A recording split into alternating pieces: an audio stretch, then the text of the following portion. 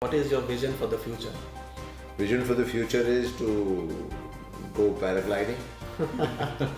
And famous saying in my organization that Mr. Bedi sells dreams and we start getting nightmares because I oversell. I tend to oversell. I know a lot of guys in your team and I keep meeting them often at the trade shows. Now a big change I see in them today is a lot of them have lost some weight. Is that because of the overwork which they have been doing under you, or is it because of something else? It was a pleasure talking. Thank you very much. So gentlemen, today we are with Mr. H.S. Bedi, also known as Vicki Bedi in the industry popularly. You have been considered as a revolutionary veteran in the Indian exhibition industry, a very outspoken and a very candid person. And we would like to know, when did you start this journey? Which year? Yeah, my father started the company in 1975, and every 3 years we've actually been evolving and getting into new parts of the logistics industry. And approximately about 14 and a half years ago, we got into the exhibition domain. We felt that it was exhibition logistics actually. We felt that there was an opportunity for us to get into it, and we believe we've been successful. And we believe that we are laying the next standards in the exhibition logistics industry, and that's what our goal is.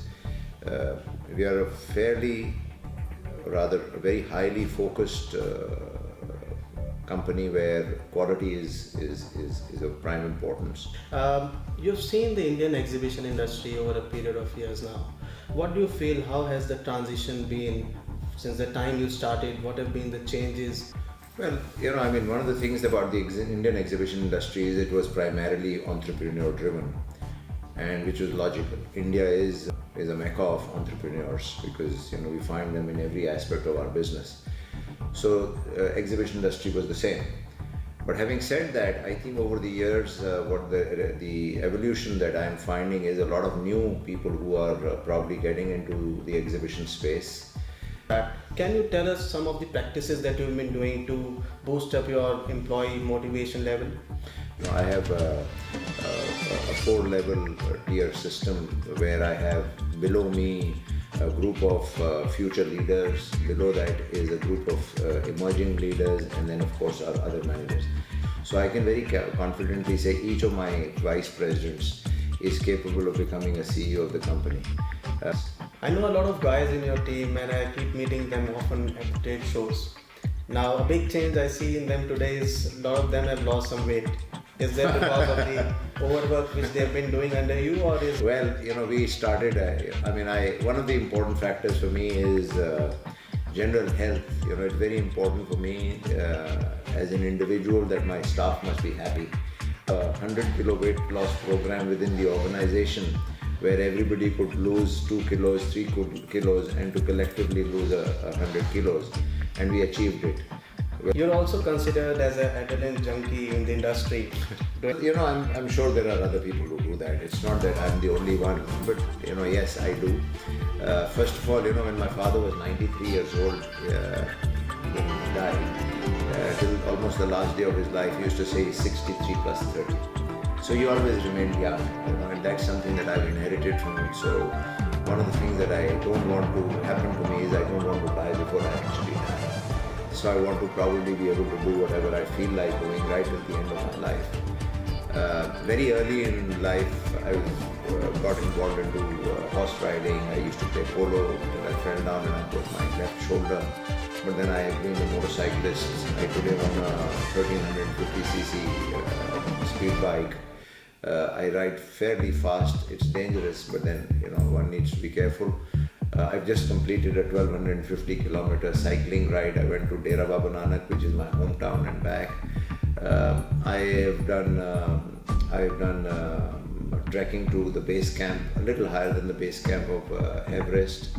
I'm now, other than that, as a sport, I've done bungee jumping, I've done skydiving, I've done paragliding, I've done scuba diving.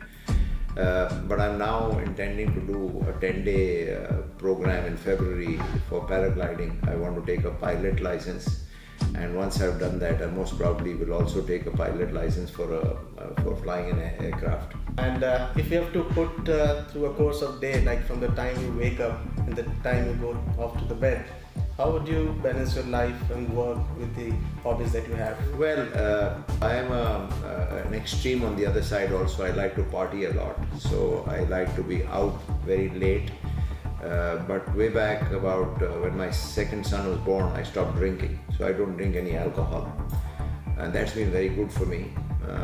It makes me, I can sleep very well.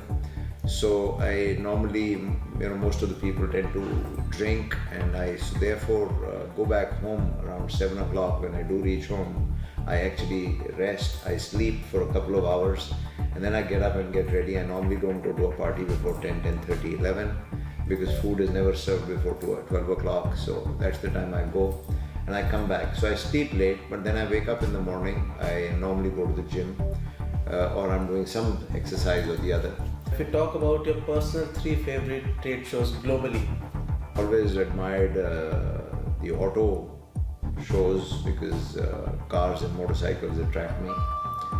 The other ones that I admire are the defense shows because the biggest technology driver is the defense industry. And the third ones that I am personally involved in, we're not really working on them, but I think the pharmaceutical industries, again because of more of technology. Personally, I find you to be very entrepreneurial, having a very big heart for risk appetite. So I see that you take up a project, you succeed in that, you hand it over to your younger generation, and then you move on to the next project. Do you feel this is the way forward? I have my own skill sets.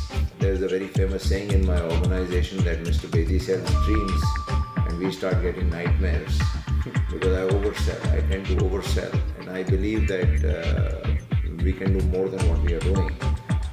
My father has left a legacy for us, which is that we are a good company.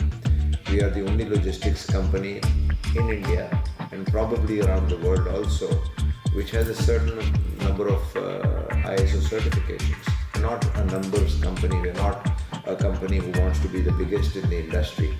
We want to be the best in the industry. Final question, what is your vision for the future? Vision for the future is to go paragliding.